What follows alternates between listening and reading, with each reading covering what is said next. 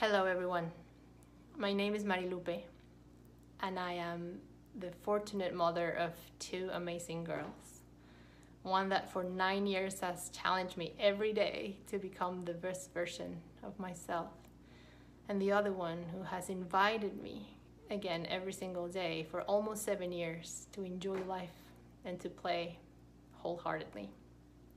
I am from Mexico originally and I live here in the United States, where I discovered hand-in-hand parenting. And today I can call myself fortunate because I am a certified instructor, which means that I get to connect with you all over the world, wherever you are, and spread a message of hope. Because this is what hand-in-hand represents to me. Hope that healing, profound healing, is possible no matter where we are, no matter what we face. We can heal within the family. All of us can grow. And we have very specific tools to support the vital work of parenting that you do every single day.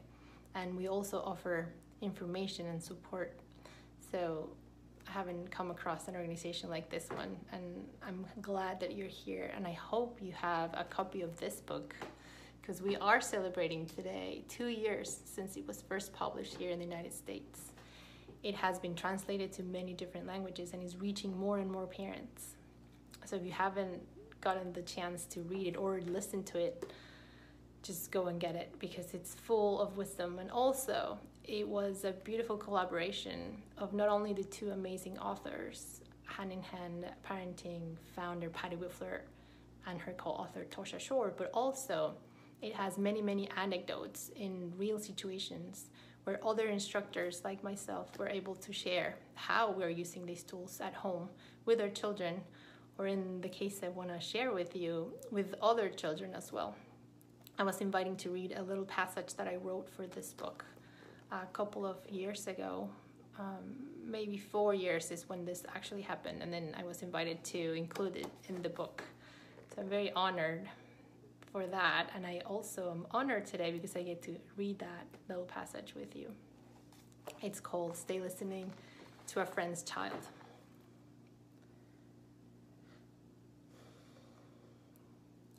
A 3-year-old boy and his older brother were going to stay with me and my daughters, while his mother, who's a very dear friend of mine, went for a work meeting. We were very close, but we hadn't seen each other all summer long. And on top of that, Sam, we'll call him Sam, fell asleep right on his way here. So his mom had to wake him up right before saying goodbye. When she started to leave, he got immediately upset. He started crying, not wanting to let go of her. But she didn't want to be late for her meeting, so I had to grab him gently and hold him and peel him off of her. And I immediately understood that it was time for me to listen to his big feelings. So as she left, she closed the door. I just sat down on the floor, holding him gently and ready to stay listen. My daughter, who was also 3 at the time, sat next to me, and she was very attentive. She also wanted to know what was going on. Sam saw his mom leave through the window, and he just started to scream, "Mommy, don't go!" like with real deep panic in his eyes. He really, really did not want her to leave. So with a very calm tone, sitting there on the floor, holding him in my lap, I said, "Sweetie, she will come back. She will always come back. And I love you, and I'm right here with you. I will take good care of you. You're safe. You're safe." Now, when he heard that, his crying actually escalated, and then he wanted to kick the door. So I had to gently restrain him and prevent him from kicking the door. His older brother, very uncomfortable with the situation, wanted to distract him. So again and again, he tried to distract him. But Sam was so full of feelings. He was crying passionately, and he was not going to stop. So he just kept on crying and crying.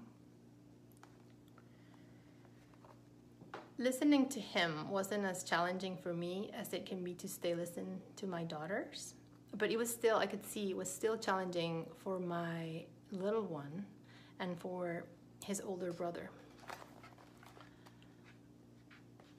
I know that my daughter also faces and struggles with separation, so this is a topic that's very tender for her. So she was right there sitting next to me, eyes wide open, like paying full attention and wanting to see what was going to happen next.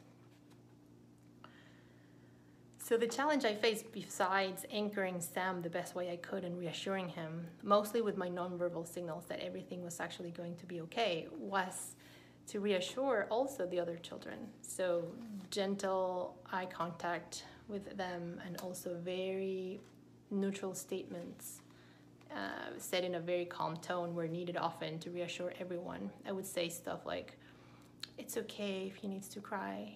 I'm right here. He's safe. He will be okay." And that seemed to convey a sense of safety for everyone.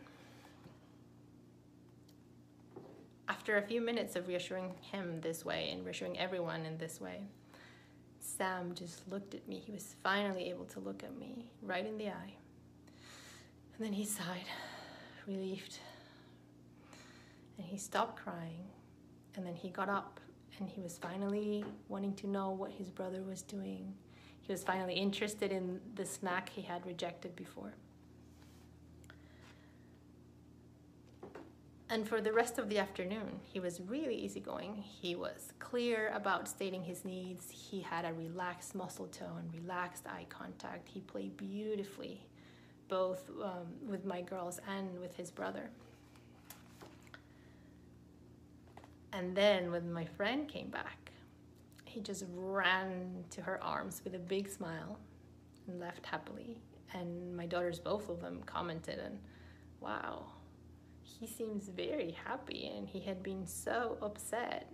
So then we were wondering what's going to happen next time he has to come, because we knew already that in a couple of weeks he would have to come back for another one of his mom's work meetings.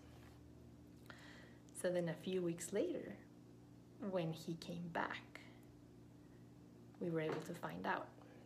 He just ran inside, waved bye-bye to mommy, and just like that, came in and started to play.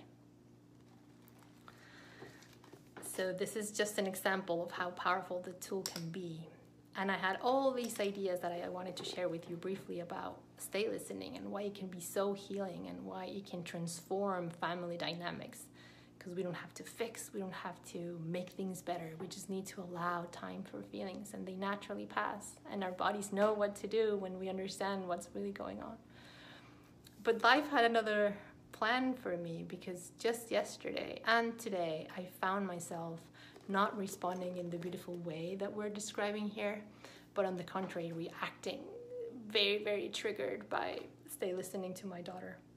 She's bringing lots of feelings, and that's actually a wonderful thing. I've been wanting her to do that. I've been wanting her to finally express them, because she has been signaling the need to offload big feelings. And yet just today and just yesterday, I found myself being really triggered, really emotional, and reacting in a harsher way than I wish I had. So I immediately apologized. And then I went out and looked for listening. I went out and wanted to discover what's going on. Why am I not being able to meet her there in this space? And it turns out that she, with this particular topic that she's working on, is triggering things I hadn't explored before from my own past. So I got to cry passionately for 5 minutes in the car with a beautiful listener who knows how to listen really well. This is another one of our tools, the listening partnerships. But I was able to see, yeah, of course this is hard. So I'm here today sharing the beauty of the stay listening tool with you, and also sharing compassion and understanding, because it is a hard tool. It can be really, really challenging. So I'm right here with you, even with years of practice, even with the knowledge of what this beautiful tool can do, it can be extremely challenging. So I'm right here with you if you find this or the other tools challenging. I've heard Patty say that they're simple, but not necessarily easy. So this is where we come in. We are all over the world, the instructors, right here for you. So reach out. and let us know what has been working in your family, what has been working since you're reading this book. What is it bringing up? And I hope you find it as transformative as I have. So happy birthday, Listen, and thank you, wherever you are, for working so hard. We are changing the world, and I just wish you success and many blessings in your parenting journey. Thank you so much. Bye.